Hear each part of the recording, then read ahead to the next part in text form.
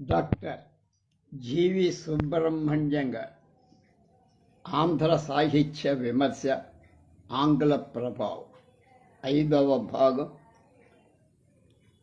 16/12/24 యుగాలు యోగాలు అనే శీర్షికలో మనకు కొన్ని వివరాలు చెప్తున్నారు. సాహిత్య విమర్శ సమీక్షగా సాగిన సహృదయ లోకాన్ని మెప్పించగలదు కానీ సామాన్య జనాన్ని ఆకట్టుకోలే. నిపుణుల చేతుల్లో నెగ్గు తేలకపోతే దాని నిజస్వరూపం బయటపడ. అందువల్ల ఇవాల్టి విమర్శ 10 మందిలో పరువుగా బతకటానికి సమీక్షగా నిలిచింది. పండితుల ప్రాపకంలో విమర్శగా తలదాచుకుంటూ 10 కాలాల పాటు నిలిచే విమర్శ పండితులనే ఆశ్రయిస్తారు. బ్రతుకు తెరుగులన్నీ భవిష్యత్తు కోసం. దాదాపు 2 దశాబ్దాల క్రితమే సాహిత్య భవితవ్యాన్ని గురించి సాధికారంగా చెప్పిన డాక్టర్ జీవి కృష్ణారావు గారి మాటలు ఇక్కడ సంస్మరణీయాలంటున్నారు సుబ్రహ్మణ్యం. ఏమన్నారైనా, నేటి ప్రజలకు భౌతిక భోగాలలో ఉన్న ఆసక్తి మరి దేనిలోనూ లేదు. ప్రభుత్వాలు కూడా తమ ప్రజలు సగటున తల ఒకటికి వాడుకొనగలుగుతున్న విద్యుత్ శక్తి, వస్త్రాలు, ఆహార పదార్థాలు, మందులు, కార్లు, నివేశన ప్రదేశాలు, రేడియోలు మొదలుగా గల వస్తువుల పరిమాణాలను బట్టి తాము సాధించిన అభ్యుదయాన్ని నిర్ణయిస్తున్నాయి. బాధా విమోచనమేదైనా సేవ్యమే అని, పరమౌషధమని రోగి భావిస్తున్నట్లే అధికారము, ఐశ్వర్యము, తత్సాధనము అనుగ్రహించేది ఏదైనా అభిలషణీయమని ఈనాడు సామాన్య ప్రజానీకమంతా భావిస్తుంది. ఇప్పటి జీవిత వ్యవస్థ కూడా ఐశ్వర్య, అధికార రూప సజ్జ ఫలమివ్వని కర్మలు పూర్తిగా తోసేస్తారు. కావ్యం వల్ల కానీ, తక్కిన లలిత కళాఖండాల వల్ల కానీ లోకోత్తరానుభూతి కలుగుతుందే కానీ లౌకికమైన సజ్జఫలం మరొకటి కలగట్టలే. కనుక భౌతిక భోగలాలసమైన ప్రజానీక కావ్యాస్వాదనకు దూరమవుతోంది అని ఆవేదన చెందారు జేవి కృష్ణ. ఈ శతాబ్దంలో మన తెలుగులో ఒక గొప్ప ఆలోచనా పరుడైన మేధావి జీవి కృష్ణారావు. ఉత్తమ కృతుల ఆవిర్భూతికి సమాజంలో కొంత నిలకడ అవసరం. కానీ జీవితం నిలకడలేని త్వరితగతిని మారుతున్నప్పుడు అనుగుణమైన మార్పులే సాహిత్యంలో, తక్కిన లలిత కళల్లో వస్తాయి. సమాజవ్యవస్థాపాదకాలే కృతులకు అవకాశం తక్కువ. తదాస్వాదన శక్తి కూడా సన్నగిల్లక తప్ప. వెనకటిలా నవ్య కృతులు ఇక మీదట 3 కాలాల పాటు నిలవటం అసంభవంగా అనిపిస్తోంది. కొత్తగా వెలువడే రచనలు స్వల్పకాల నిలిచి ఆ మీద విస్మృతి పథంలో లీనమైపోతున్నాయి. ఈ రచనలోని వస్తు శిల్పాలు కూడా పత్రికా వార్తలలాగా ఉద్వేజకాలుగా ఉంటాయి. అంటే పత్రికా రచన, జర్నలిజం సాహిత్యంలో చలామణి అవుతోంది అన్నారు డాక్టర్ జీవి కృష్ణారావు. కృష్ణారావు గారిది జోస్యం కాదు, ఒక సాహితీ విమర్శకుని భవిష్యత్ దర్శనం. అప్పటి ఊహాగానం ఇప్పటి సత్యం. పత్రికా రచన ప్రమాణాలతో వెలువడే సమీక్షే ఈ యుగంలోని సాహిత్య విమర్శ యొక్క సాధారణ స్వభావం. అయితే విమర్శకులు ఒక విషయం గుర్తించుకోవాలి. సమీక్షయే సద్విమర్శ కాదు. పాశ్చాత్య ప్రభావంతోనే సమీక్ష నడుస్తున్నదని భావించిన మన విమర్శ భవిష్యత్తంతా ఆ ప్రభావంతోనే ముడిపడి ఉండాలని తలచటం పొరపాటు. ఒక్కొక్క ప్రభావంతో ఒక్కొక్క కొత్త యుగం పుట్టవచ్చు. అదెప్పుడు పాశ్చాత్యమే కానక్కల అయినా తప్పులేదు. కానీ మన చూపుతో మనకు కలిగే మరొక యుగాన్ని మనం సృష్టించుకునే ప్రయత్నం చేయాలి. అప్పుడు ఒక మంచి యోగం మనకు కలుగుతుంది. We shall certainly continue to read the best of its kind of whatever time provides, but we must tirelessly criticize it according to our own principles and not merely according to the principles admitted by the writers and the critics who discuss it in the public press అని TS Elliot అన్నాడు. 4వ అధ్యాయం ఉద్యమాలు ఉపసృతులు. A theory of art will not be able to get along without at least 2 key terms to stand in partial opposition to each other and to keep the theory from collapsing into tautology or into literalism. At the same time, it will hardly be a theory at all unless it tries to bring these 2 terms into a reconciled and necessary relation, or to see each in and through the other. William K. Wimsatt Jr. and Cleaneth Brooks అనేవాడు చెప్పిన మాట. తెలుగు సాహిత్య విమర్శపై పాశ్చాత్య ప్రభావ పరిశీలనలు ప్రధానంగా 2 మార్గాలను అనుసరించాల్సి ఉంటుందంటున్నారు సుబ్రహ్మణ్యంగా. మొదటిది, పాశ్చాత్య విమర్శలలో ఆయా కాలాలలో వచ్చిన వివిధ ఉద్యమాల స్వరూప స్వభావాలను వివేచించి వాటి సామూహిక ప్రభావం తెలుగు సాహిత్యోద్యమాల మీద ఏ విధంగా పడిందో పరిశీలించి తత్ఫలితాలను సమీక్షించాలి. రెండవది, పాశ్చాత్య విమర్శకులు వ్యక్తిగతంగా తెలుగు విమర్శకులను ప్రభావితం చేసిన వైఖరిని అనుశీలించాలి.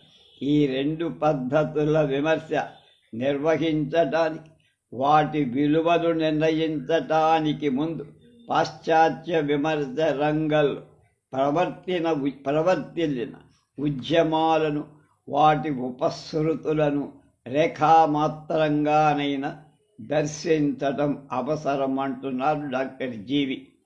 పాశ్చాత్య విమర్శ విధానాలను వివేచిస్తూ డాక్టర్ ఎస్వి రామారావు గారన్న మాటలు ముందుగా మనం చెప్పుకోవాలి. ఎవరినారైనా పాశ్చాత్యుల విమర్శన సిద్ధాంతాలు సంస్కృత ఆలంకార శాస్త్రాలలా ఒక చోట నిబద్ధం కాల ప్రత్యేకంగా రచింపబడిన ఆయా కావ్య విమర్శలలోనే అంతర్గతాలైపోయి కావ్య విషయ విభాగాలు, కళ సంగ్రహ గ్రంథాలు ఇంగ్లీష్లో లేవు. అరిస్టాటిల్ రచించిన ది పొయిటిక్స్ వంటి లక్షణ గ్రంథాలున్న చాలా అరుదు. అంతేకాక భారతీయ ఆలంకారికులు ప్రాయికంగా ఏదైనా ఒక సిద్ధాంతాన్ని స్థాపించటానికి లక్షణ గ్రంథాలు వెలువరించారు. పాశ్చాత్యులు అలా కాక తమ విమర్శ గ్రంథాలలో అనేక విషయాలు చర్చించారు. వారి సాహిత్య విమర్శ కొన్ని సూత్రాలకు, సిద్ధాంతాలకు కట్టుబడి ఉండగా సంస్కృత ఆలంకారికులలో కొందరు కావ్యాలు రచించిన, కవులుగా ప్రసిద్ధి గడించిన వాళ్ళు అరుదు. పాశ్చాత్య లాక్షణికులలో చాలామంది కవులుగా, రచయితలుగా ప్రఖ్యాతులైన వాళ్ళు. సిద్ధహస్తులైన వారి చేతుల్లో సాహిత్య విమర్శ సృజనాత్మక కళగా రూపొందింది. ఈ సత్యాన్ని గమనిస్తే తీరే అంశమేమిటి? సంస్కృత లక్షణ గ్రంథాలలో కనపడేది అనుశాసనాత్మకమైన లక్షణ సూత్ర రచన. తెలుగులో కూడా లక్షణకర్తలు అనుసరించింది దాన్ని. అయితే ప్రాచీన ఆంధ్ర కవులలో కొందరు అనువర్తిత విమర్శకు ఉపకరించే సూత్రాలను, వృత్తులను మనకందించారు. అయినా ఆ యుగాలలో అనువర్తిత విమర్శ ప్రకటితం కాల. పాశ్చాత్య విమర్శ అనువర్తిత విమర్శయే జీవితం. కవితా తత్వ విచారం చేసే విమర్శకులు అనుశీలన ప్రవృత్తులను ప్రకటించే సాహిత్య సిద్ధాంతాలే విమర్శకు వికాస స్ఫూర్తిని కలిగించడం సహజంగా కనపడు. వారిలో ప్రసిద్ధ విమర్శకులు ప్రవచించిన విమర్శ విధానాలు విశిష్ట ఉద్యమాలుగా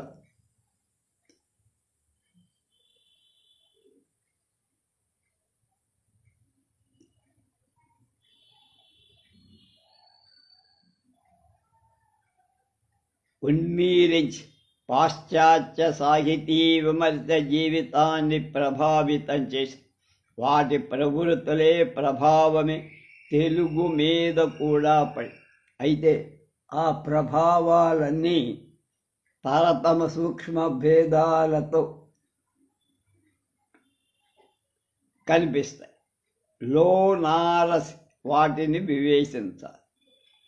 పాశ్చాత్య లోనారసి అంటే బాగా లోపలికి వెళ్ళి ఆలోచించి పాశ్చాత్య విమర్శ ప్రపంచాన్ని భారతీయ భాషా సాహిత్యవేత్తలందరిలాగానే తెలుగువారు కూడా ఆంగ్ల భాష కవాటా నుంచే కిటికీ నుంచే చూసి తమకు నచ్చినవి, తమ దేశీయ ప్రయోగాలకు అచ్చుబాటుగా నిలిచినవి అయిన వాటినే గ్రహించి తమ సాహిత్య దృక్పథాల సమన్వయం చేసుకొని అది రూపం ముందు తెలిస్తే అన్వయ రూపం ఆ పైన మనకి అర్థమవుతుంది. ఆంగ్ల సాహిత్య విమర్శ యుగ విభాగం ఎలా జరిగిందో సుబ్రహ్మణ్యం గారు చెప్తున్నారు. ఆంగ్ల సాహిత్య విమర్శ ఆవిర్భావం క్రీస్తు శకం 16వ శతాబ్ది మధ్య భాగంలో జరిగింది. ప్రాథమిక దశలలో అంతకు పూర్వం ప్రవర్తిల్లిన గ్రీక్, లాటిన్, రోమన్, ఫ్రెంచి విమర్శ ప్రభావం దాని మీద బలంగా ఉంది.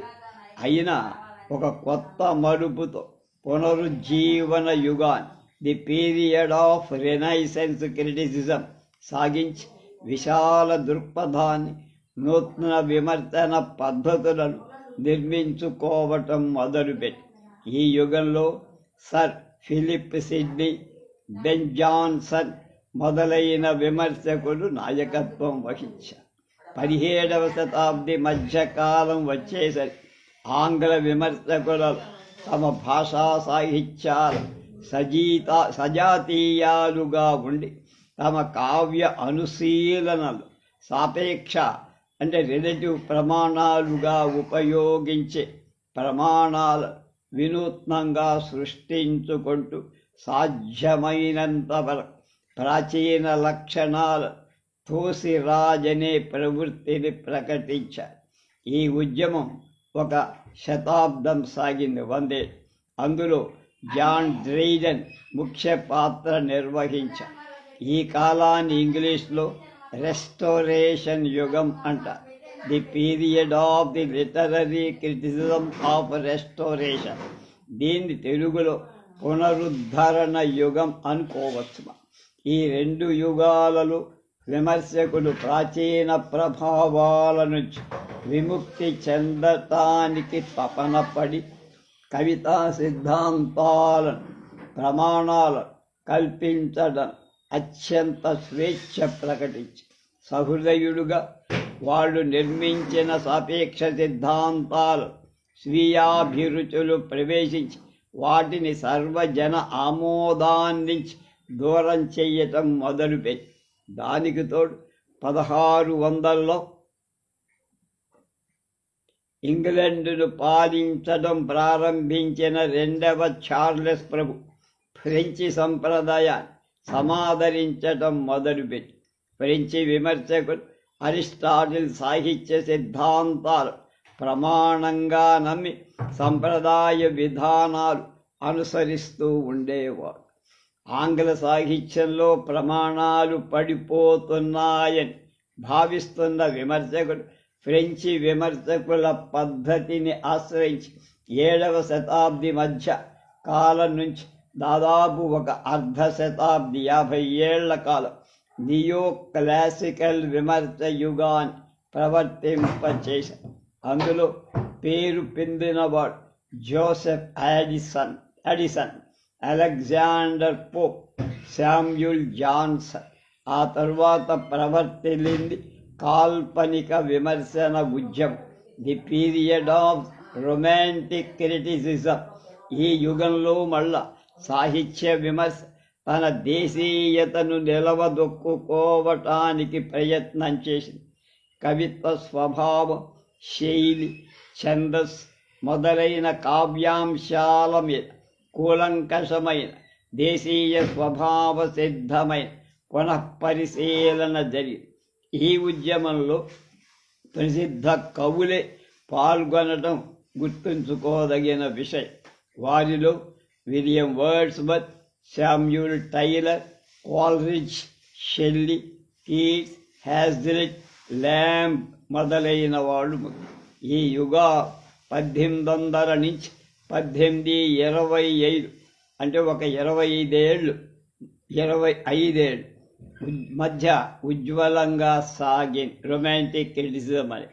విక్టోరియా రాణి 1837లో సింహాసనానికి వచ్చి 1901లో దాకా పాలించి కన్ను మూసి ఈ కాలంలో వచ్చిన విమర్శను విక్టోరియన్ యుగ విమర్శ అని చారిత్రకులు పిలుస్తారు.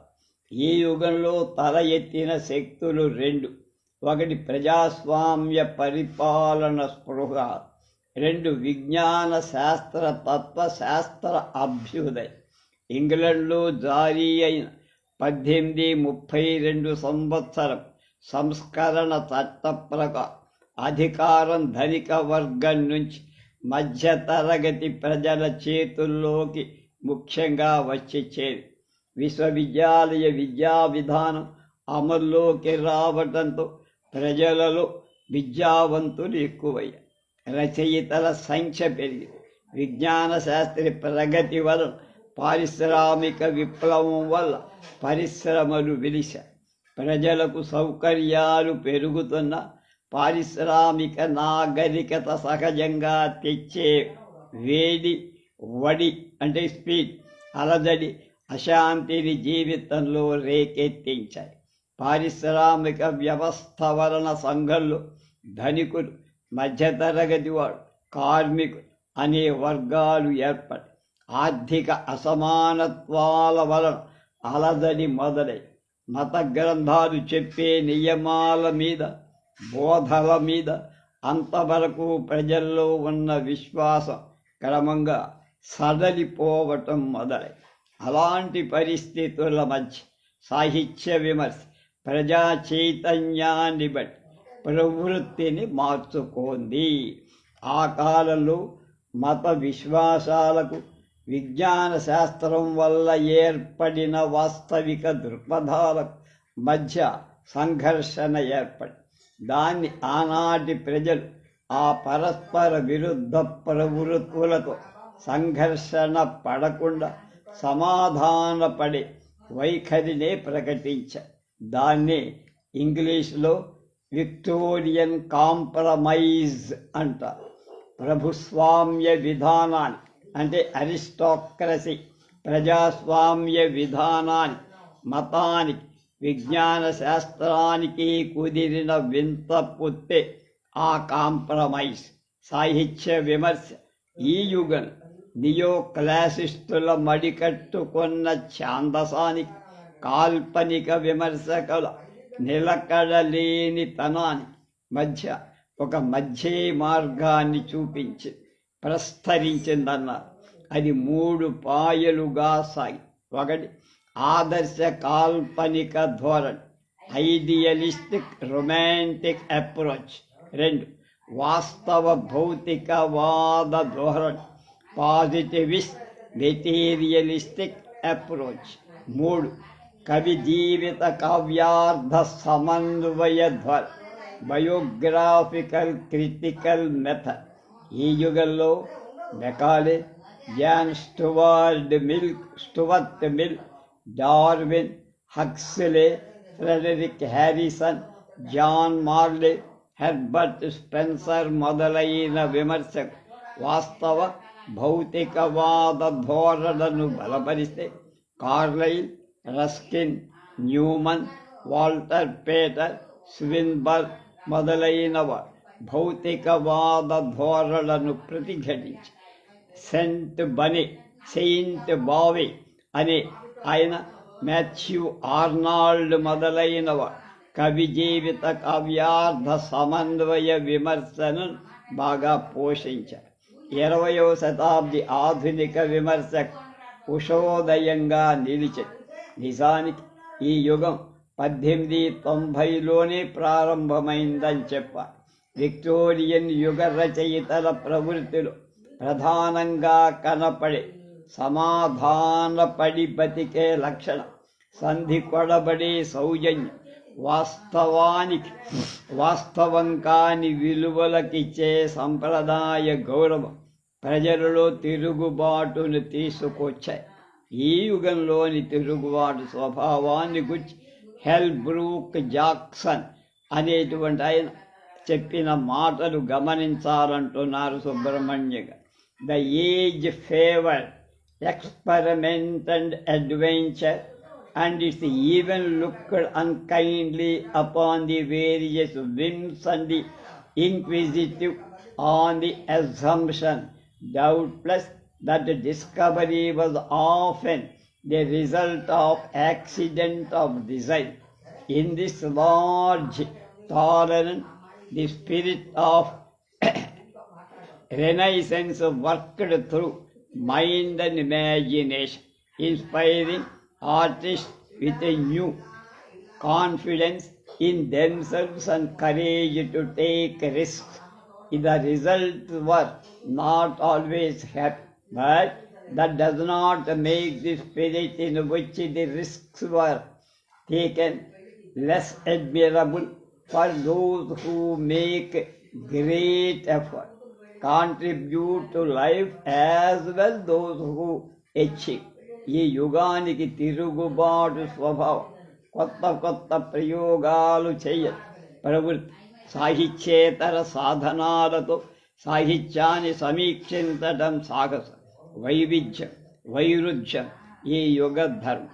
ఇందులో వెలసిన విమర్శ శాఖ మరే యుగంలో కనపడు.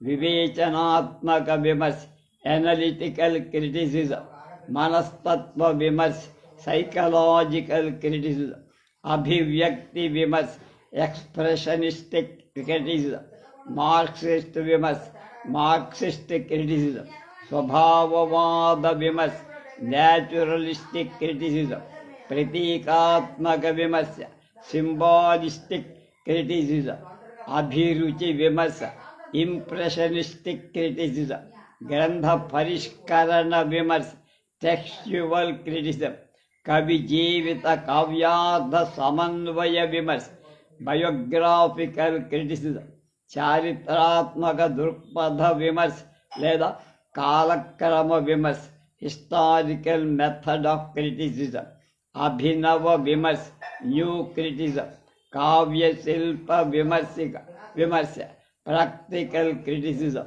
మొదలైన విమర్శ శాఖలు ఈ యుగంలో ఉద్యమ స్ఫూర్తిని పొంది సాహితీ లోకంలో ప్రయోగాలు నిర్వహిస్తున్నారు. 20వ శతాబ్దం ఆధునిక సాహిత్య విమర్శలో సాహసాత్మకమైన ప్రయోగంగా చెప్పచ్చంటున్నారు సుబ్రహ్మణ్యం. ఈ సంగ్రహ సమీక్ష అనుసరించి పాశ్చాత్య సాహిత్య విమర్శ యుగాలు ఈ క్రింది విధంగా ఏర్పడటానికి వీలుందని ఒక విభజన చేశారు. 1 గ్రీక్, లాటిన్, రోమన్ విమర్శ యుగం, క్రీస్తు పూర్వం 4వ శతాబ్ది నుంచి 16వ శతాబ్ది మధ్యం వరకు. రెండోది పునరుజ్జీవన విమర్శ యుగం లేదా ఎలిజబెతన్ విమర్శ యుగం 16వ శతాబ్ది మధ్య నుంచి 17వ శతాబ్ది మధ్య వరకు 100 ఏళ్ళు సుమారు. 3 రెస్టోరేషన్ విమర్శ లేక పునరుద్ధరణ విమర్శ యుగం 17వ శతాబ్ది మధ్య నుంచి 18వ శతాబ్ది మధ్య వరకు, అంటే సుమారుగా 100 ఏళ్ళు. తర్వాత 4 నియో క్లాసికల్ విమర్శ యుగం 17వ శతాబ్ది చివరి నుండి 18వ శతాబ్ది చివరి దాకా 100 ఏళ్ళు. 5 కాల్పనిక విమర్శ యుగం 19వ శతాబ్ది పూర్వపాదం, అంటే మొదట 50 ఏళ్ళు. 1900 నుంచి 1925 పాదం అంటే 4వ భాగమే 25 ఏళ్ళు. తర్వాత 6 విక్టోరియన్ విమర్శ యుగం 19వ శతాబ్ది పూర్వార్ధంలో మొదలై దాదాపు ఆ శతాబ్ది చివరి దాకా సాగి. 7 ఆధునిక విమర్శ యుగం 20వ శతాబ్ది. అలా ఒక విభజన చేశారు.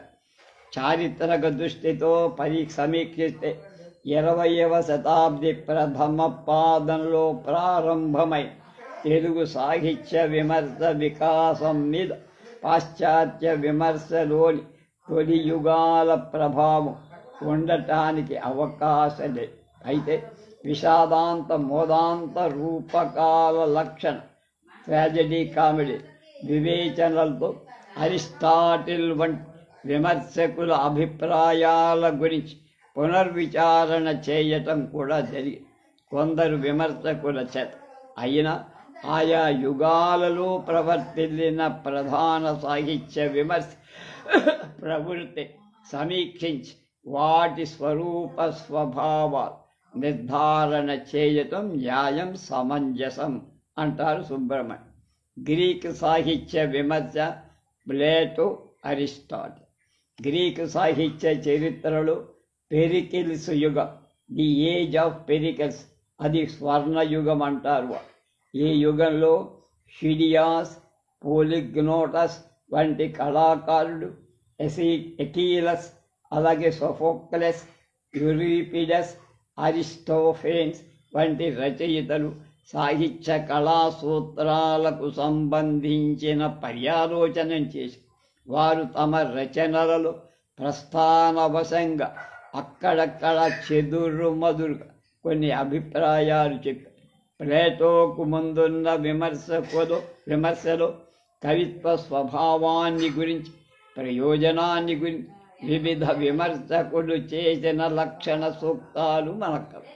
ఆ కాలంలో తత్వవేత్తలకు, సాహితీవేత్తలకు విరుద్ధ దృక్పథాలు ఉండే.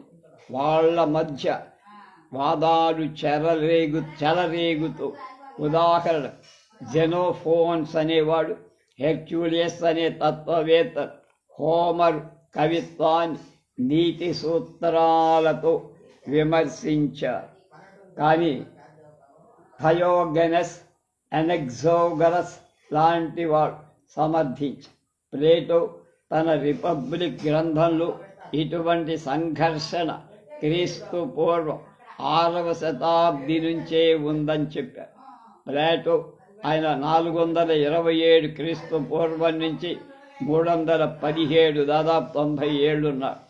గ్రీకు సాహిత్య విమర్శ పితామహుడు, సోక్రటీస్ శిష్యుడు, కళ యొక్క ఆధ్యాత్మిక ప్రవృత్తిని విశేషంగా ప్రవచించిన ఆయన రచించిన రిపబ్లిక్ అనే గ్రంథం ప్రధానంగా ఆదర్శ రాజ్యవాదాన్ని వివరించి అందులో అక్కడక్కడ కళలను గురించి, కవిత్వాన్ని గురించి వ్యక్తం చేసిన అభిప్రాయాలు అనేక యుగాల విమర్శకుల ఆదర్శ సూత్రాలుగా పనికొచ్చాయి.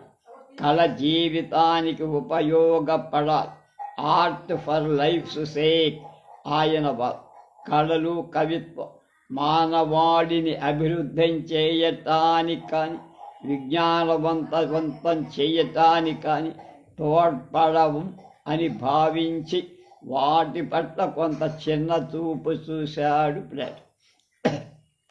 ఆయన ప్రతిపాదించిన theory of ideas, theory of imitation, Greek తత్వశాస్త్ర మూల భావాలన్నీ భగవత్ చైతన్యంలో భావించే ప్రాగ్రూప సత్య. ప్రకృతి అంతా వాటి ఆ అనుకరణంగా భావాలను చిత్రించే కళలను సత్యానికి రెండంతరాల దూరంలో ఉంటాయని ఆయన ప్రాగ్రూప సత్యాన్ని అందుకోవాలని ప్రయత్నించటానికి బదులు దాని అనుకరించి కళాఖండాలు సృష్టిస్తారు కళాకారులు అన్నాడాయ. అందువల్ల కళ అనే అనుకరణమని ఈసడించారు. కళ అనే అనుకరణం అని ఈసడించారు. ఆధ్యాత్మిక దృష్టితో, ఆదర్శ దృష్టితో కళను దర్శించిన ప్లేటో కవిత్వం విషయ వ్యామోహాలను ఎండించడానికి బదులు పెంచి పోషిస్తుందని, మానవ సమాజం సుఖంతో సత్శీలంతో అభ్యుదయం సాధించటానికి వీలుగా విషయ ప్రవృత్తి ప్రసారం కాకుండా ప్రాతిభాషిక సత్యాలను కల్పించి లోకాన్ని లోభపెడుతుందని కూడా భావించారు. కవి ప్రవర్తనకు పిచ్చివాడికి మధ్యస్థంగా ఉంటాడని చెప్పారు. దివ్య ఆవేశం కలిగినప్పుడే కవిత్వం చెప్పగలడన్నారు. కవితకు ఆకృతి కంటే ఆలోచన ముఖ్యం అన్నారు. సమాజంలోని వ్యక్తుల శీలాన్ని మలచేవాడే ఉత్తమ కళాకారుడన్నారు. నాటకం కంటే ఇతిహాసం ఉత్తమ ప్రక్రియ అని నిరూపించాడు. సమాజ శ్రేయస్సును భంజింపజేసే కవిత్వాన్ని ఆయన తీవ్రంగా నిరసించారు. ప్లేటో తన గ్రంథంలో పేర్కొన్న నియమాలలో ఏమన్నాడు? The laws. ఈ మాటలు గమనించదగి. No poet shall write any poem that conflicts with what in accordance with the public standard is right and lawful, beautiful and good, not to show his compositions to any private individual until they have been submitted to the appointed judges in these matters and to the guardians of the law and been officially approved. అంటే నైతిక ప్రమాణాలతో కవిత్వాన్ని అనుశాసించడం ఆయన విమర్శ లక్ష్యం. ఆయన ఇదమిద్దంగా ఒక కావ్యాన్ని తన ప్రమాణాలతో విమర్శించి చూపించాల. గ్రీకు విమర్శలో ప్లేటో తరువాత ఆయన శిష్యుడు అరిస్టాటిల్ మరొక మహాశిఖరం. క్రీస్తు పూర్వం 384 నుంచి 322 వరకు జీవించి ప్లేటో స్థాపించిన అకాడమీ ఆఫ్ ఎథెన్స్లో చదివి ఉత్తీర్ణుడై ఆయనతో దాదాపు 2 దశాబ్దాలు కలిసి జీవించి అలెగ్జాండర్కు గురువై ప్రసిద్ధ సాహిత్య ప్రవక్తగా ప్రఖ్యాతి చెందాడు.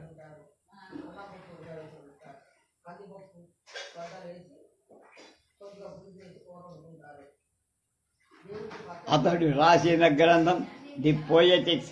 అది అసమగ్రమైన, అందులో విషాదాంత మోదాంత రూపకాల గురించి, ఇతిహాస కవిత్వాన్ని గురించి ప్రపంచించిన సూక్తాలు సాహితీ లోకానికి ప్రామాణిక సూత్రాలుగా నిలబడి కవిత్వాన్ని అసత్యంగా, అనిత్యంగా, హానికరంగా భావించిన ప్లేటో అభిప్రాయాలను ఖండించి సాహిత్య తత్వాన్ని నిరూపించే దృక్పథంతో అరిస్టాటిల్ తన పొయటిక్స్ రాసినట్టు స్పష్టం. ప్లేటో అనుకరణవాదంలో అనుకరణ శబ్దాన్ని అరిస్టాటిల్ అభినవంగా కొత్తగా వ్యాఖ్యానించి అనుకరణం అంటే ప్లేటో మతంలో అనుసృజనం అన్నారు.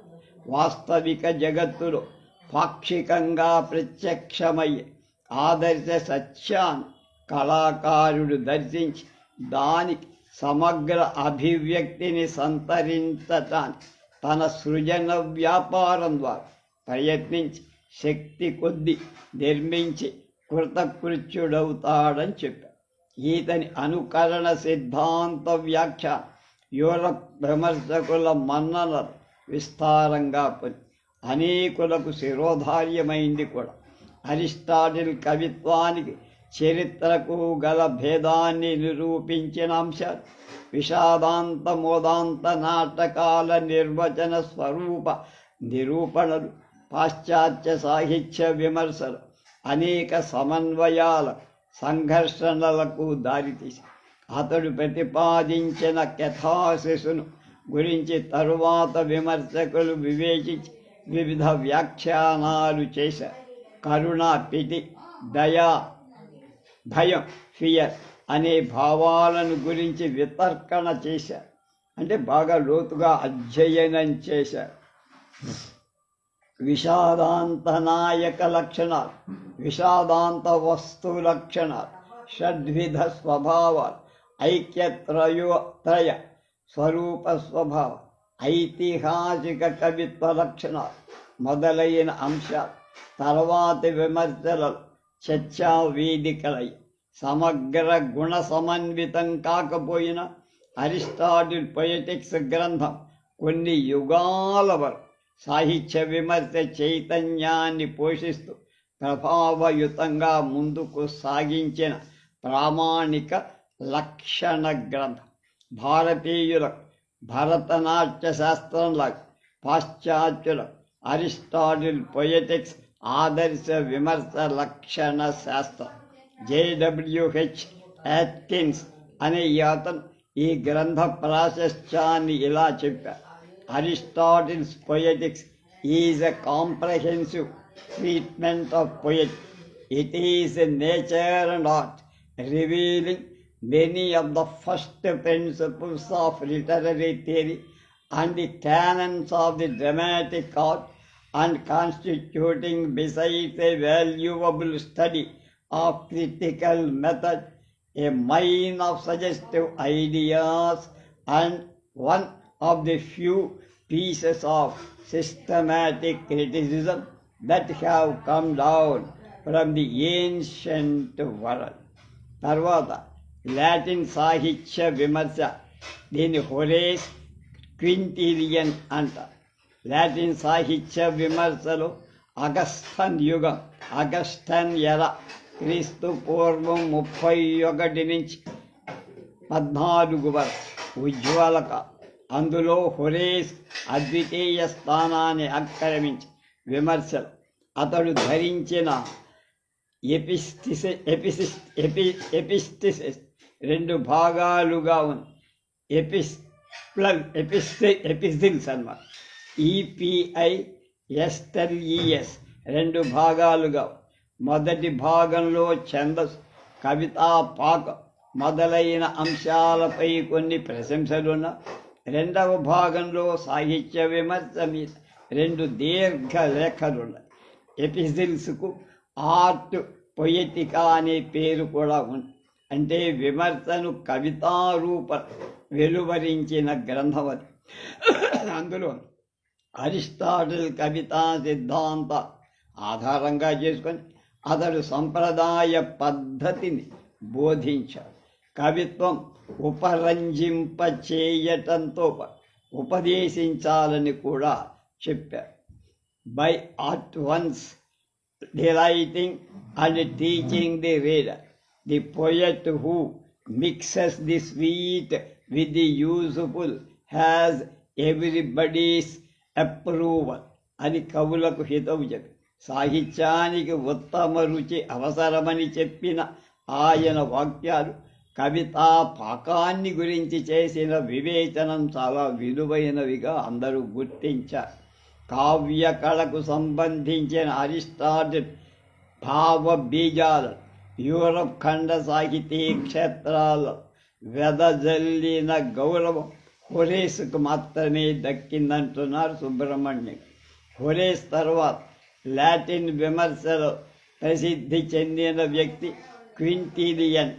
ఆయన క్రీస్తు శకం 35 నుంచి 95 దాకా ఉన్న ఆయన వ్రాసిన 3 గ్రంథాలలో ఇన్స్టిట్యూటియో ఒరాటియో ప్రఖ్యాతి చెంది సైన్స్బరీ అని ఈ గ్రంథ ప్రాశస్త్యాన్ని గురించి ఇలా అంటారు. It may indeed be said that a man's competence in criticism itself may almost be measured by the estimate he holds of the remarkable book. It is not precisely a work of genius. Its intentions were too strictly practical for that, but it is the work of a master of his own craft, who, to professional knowledge and practical experience, added unusual common sense, a sufficient dose of originality, a saving sense of humor, acuteness, freedom from any binding or paralyzing partiality, with at the same time a sensible, though not extravagant, patriotism in regard to the literature of his own country.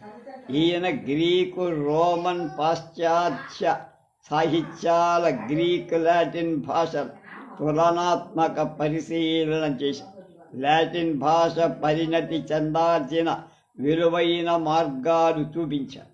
విమర్శలో పారిభాషిక పదాలను వ్యవస్థీకరించారు. వచన రచనం కూడా ఒక కళ అని ప్రతిపాదించారు. పదరచన రూపమైన రీతి లాంటి కావ్యశైలి సిద్ధాంతాలు ఈయన విమర్శలో చెప్పారు. శైలిలో పదాల ఎన్నికకు, కూర్పుకు, స్పష్టతకు, ఆలంకారిక సౌందర్యానికి, నిర్మాణ శిల్పానికి, లయబద్ధమైన ప్రవాహ లక్షణానికి ఉన్న ప్రాధాన్యాన్ని ప్రవచించారు. మొత్తానికి ఈతడు రీతివాదిగా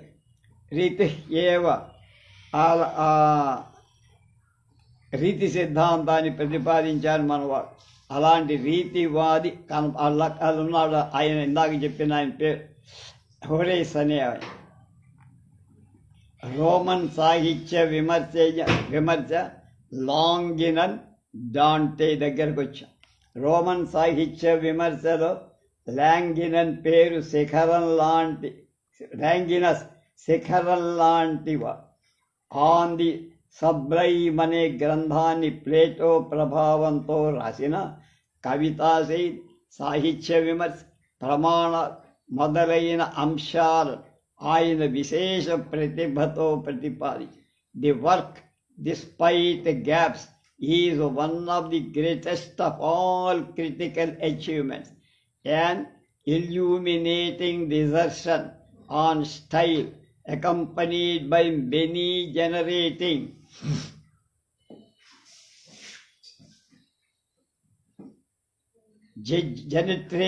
judgments, as well as suggestive pronouncements on critical standards and principles. The treatise is unique in the interpretation of classical periods.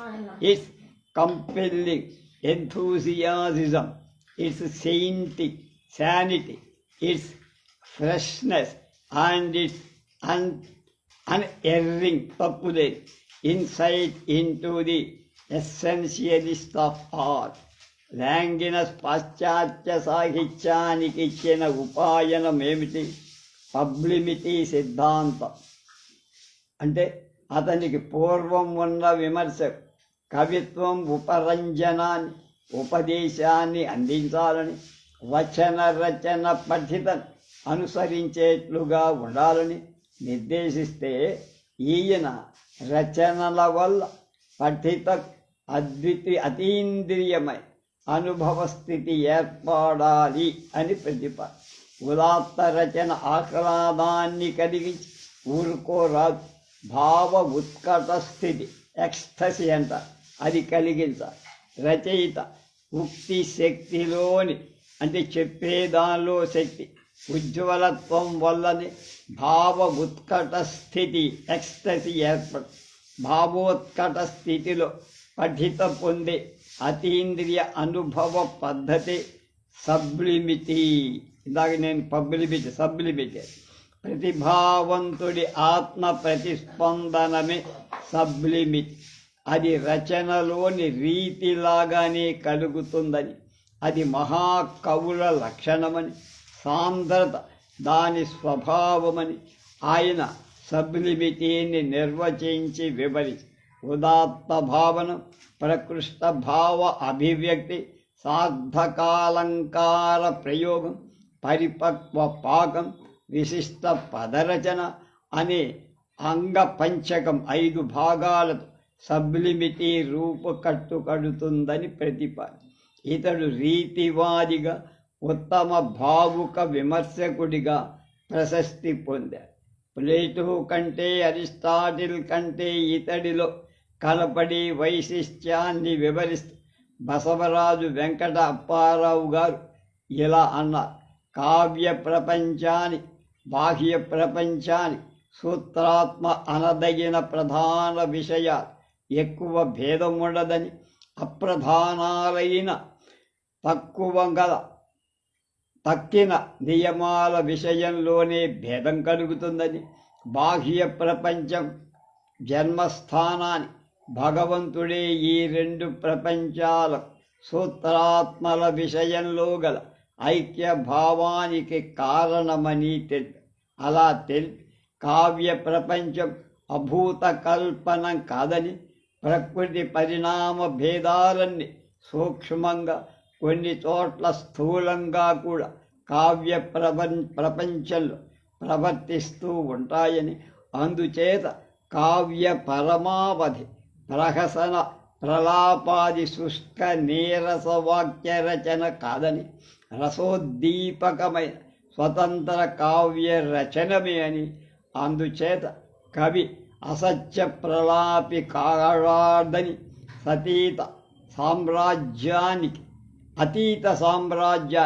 వేదాంతుల కన్నా, మతస్థాపుల కన్నా, శాస్త్రకర్తల కన్నా ఎక్కువగా గౌరవింపబడి, వాళ్ళందరికంటే నిన్నగా పరమేశ్వరుడితో అర్ధసింహాసన ఆసీనుడు అవుతాడని, నగారా మోయించినట్లుగా వాక్కురిచి గురు శిష్యులిద్దరి సిద్ధాంతాలకు గాలికి ఎగరగొట్టి లాంగనీ సరస సిద్ధాంతాలు పాశ్చాత్య లోకాలకెల్లా మార్గదర్శి అయ్యాడని బసవరాజు వెంకట అప్పారావు గారు చెప్పారు.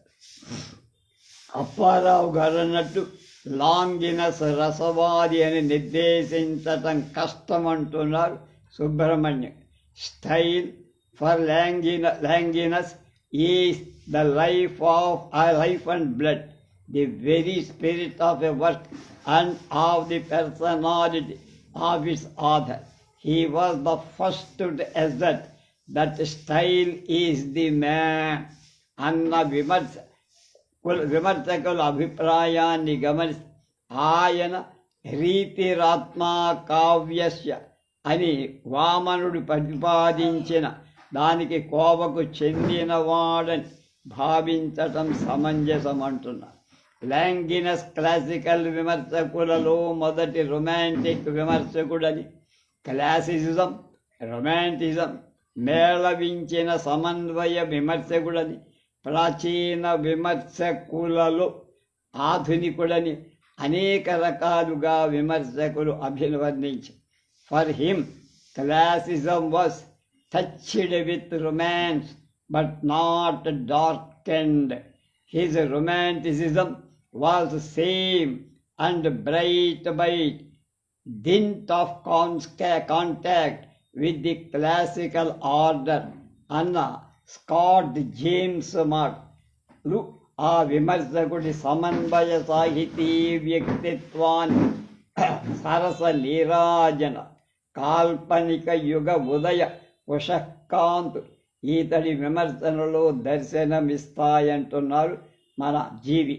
ఈ యుగంలో పేర్కొనదగిన మరొక మహాకవి విమర్శకుడు జాన్ డాంటే. డాంటే అలిఘరి అంటారు. 1285 నుంచి అందులో పుట్టి 1321 దాకా 15-30-21 అంటే దాదాపు 35-36 ఏళ్ళు. గ్రీకు సాహిత్యంలో హోమర్ రచించిన ఇలియడ్, లాటిన్లో వర్జిల్ రచించిన ఎనయాడ్ మహాకావ్యాలుగా ఎంత ప్రసిద్ధి చెందాయో, ఇటాలియన్ భాషలో డాంటే రాసిన డివైన్ కామెడీ అంత ప్రసిద్ధి పొంది. మహాకవి అయిన డాంటే దేశాభిమాని. గ్రీక్ లాటిన్ భాషలాగా ఇటాలియన్ భాషకు గౌరవ ప్రతిపత్తులు కలిగించే కృషి విమర్శ ద్వారా సాగించిన మనిషి. అతని ప్రసిద్ధ రచన ది వల్గారి ఎలోక్వియో. దీనికి ఇంగ్లీష్లో సమానార్థకమైన పేర్లు ఏమిటంటే ఆఫ్ ది వల్గర్ టంగ్ లేదా of writing in the vernacular. సంస్కృతంతో సమాన ప్రతిపత్తి తెలుగు భాషకు కల్పించే ప్రయత్నం చేసిన దేశీ కవుల లాగా వ్యావహారిక ఆంధ్రం మహాకావ్య రచన కూడా శక్తివంతమైందే. తెలుగు వ్యవహారిక భాషావాదుల్లాగా డాంటే తన మాతృభాషాభివృద్ధికి కృషి చేశాడు. విమర్శ దేశ భాషలో ఉదాత్త కావ్య రచనా రీతిని ప్రచారం చేసి దానికి ఉపబలకంగా యువర భాషల తులనాత్మక అధ్యయనాన్ని కంపారిటివ్ స్టడీ ఆరంభించి నిర్వచించారు. సెయిన్స్బరీ అతని ప్రయత్నాన్ని ఇలా ప్రశంసించారు: no ancient critic could have made such a survey as he makes of the different languages of Europe. No ancient critic did make such survey of the dialects of the Greeks and the ప్రాంతీయ భాషలు మాండలిక as the makes of the dialects of Italian. ఇటలీలో పుట్టిన గిడుగు పిడుగు లాంటి వాడు డాంటే అంటున్నారు మనకి సుబ్రహ్మణ్యం గారు. వీరిద్దరి మాతృభాషాభిమానం ఆయా భాషా సాహిత్యాలు వృద్ధి చెందట బాటలు వేశాయి, రోడ్డేశాయి. పాశ్చాత్య సాహిత్యంలో పునరుజ్జీవన యుగ ఉదయానికి ఇటలీ దేశం సాహిత్య విమర్శలో కలిగిన పరిణామాలు బలమైన కారణాలుగా నిలిచి లాటియస్ వారియస్, పోలిషి, వెరూజియస్, విక్టోరియా డా ఫేట్రే, గురాండో డావార్ను, లెనార్డో, బ్రూనెల్ మొదలైన మానవతావాద విద్వాంసు ప్రాచీన కావ్యాల గ్రంథాలను సేకరించి వాటిని అనుసరించి విద్యా విధానంలో ఒక భాగంగా ప్రసరింపచేసే విశిష్ట ప్రయత్నాలు చేసి దానితో సాహిత్య అధ్యయనాలు కొత్త మార్గాలు, ధోరణులు, విమర్శలు, కొత్త పడుతులు వెలుగులోకి వచ్చి వాటి ప్రభావం క్రీస్తు శకం 6వ శతాబ్దం ఆంగ్ల సాహిత్యం మీద పడి కోలెట్, ఎరాస్మస్, వైవ్స్ మొదలైన విమర్శకు ఇంగ్లీషులో ఈ ధోరణులను బలపరిచి వక్తృత్వం, కవిత్వం, చరిత్ర, తత్వశాస్త్రం, వాటి పరస్పర సంబంధాలు, వాటి వ్యక్తిత్వ లక్షణాలు, వాటిని బాగా లోతుగా అధ్యయనం చేసి ప్రమాణాలు ప్రాచీనాలైన ఆంగ్ల భాషా శైలిని వాటికి వర్తింపజేసి ఆంగ్ల సాహిత్యంలో రీతివాదాన్ని పెంపొందించారు. ఇంగ్లీష్ సాహిత్యంలోని పునరుజ్జీవన యుగానికి పునాదులు వేసిన విమర్శక త్రయం ముగ్గురు: Thomas Wilson, Sir John Cheke, Roger Ascham. వీళ్ళు 16వ శతాబ్ది మధ్యయుగం వారు. వీళ్ళు ముగ్గురు ప్రధానంగా ఆంగ్ల భాషా శైలి దేశీయంగా, జాతీయంగా ఉండాలని ఉద్బోధించి విల్సన్ రచించిన ఆర్ట్ ఆఫ్ రెటారిక్ గ్రంథంలో రచన ప్రసన్నంగా ఉండాలని, రచయిత ఎన్నుకొనే శబ్దాలు సరళమైనవి, దేశీయమైనవి, సర్వజన సులభంగా ఉండేవి కావాలని, అన్య భాషా పదాలతో శైలిని మిశ్రమం చెయ్యకుండా ఆంగ్ల భాషా స్వభావం అచ్చుపడేట్లు ఉండాలని అనుశాసనం చేశారు. సర్ జాన్ చెక్ ఆంగ్ల రచనలు కనపడే కృత్రిమత్వాన్ని, అశ్లీలత్వాన్ని, గ్రీక్ జాతీయాలతో కూడుకొని మిశ్రమతత్వాన్ని గ్రహించారు. రోజర్ ఆస్టన్ ఇంగ్లీషు రచనలు లాటిన్, ఫ్రెంచ్, ఇటాలియన్ భాషా పదాల ప్రయోగ బాహుళ్యం వల్ల ఏర్పడుతుంది శైలిలో సాంకర్యాన్ని, అంటే దాంతో కలిసిపోవడం విమర్శించి శ్రవణ శుభంగా లేని రచనలోని లయను గ్రహించి మాధుర్యం రచనకు జీవితం అని చెప్పారు. ఈ విమర్శ త్రయాన్ని ట్యూడర్ క్రిటిక్స్ అంటారు. వీళ్ళు సాహిత్య ప్రమాణాలు ప్రాచీనల నుంచి గ్రహించిన ఆంగ్ల భాషా శైలి అన్య భాషా సంపర్కం నుంచి దూరంగా దేశీయమైన సారళ్యాన్ని సంతరించుకోవాలని ఏకగ్రీవంగా ప్రతిపాదించారు. ప్రసన్న శైలి ప్రస్థానాన్ని ప్రాతిపదికలు వేశారు. తర్వాత విషయాలు రేపు తెలుసుకుందాం.